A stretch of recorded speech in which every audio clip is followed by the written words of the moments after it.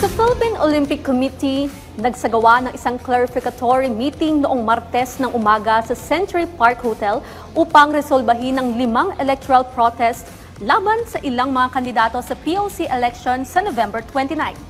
Yan ang ulat ni teammate Daryl Oclares.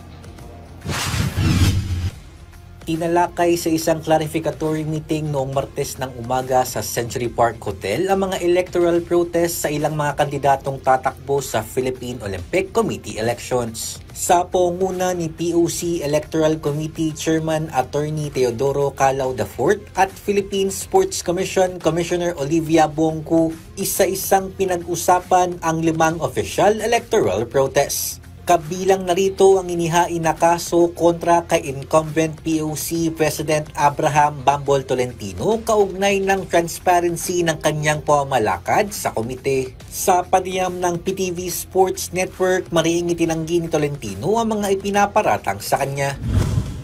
The issues, they're all allegations.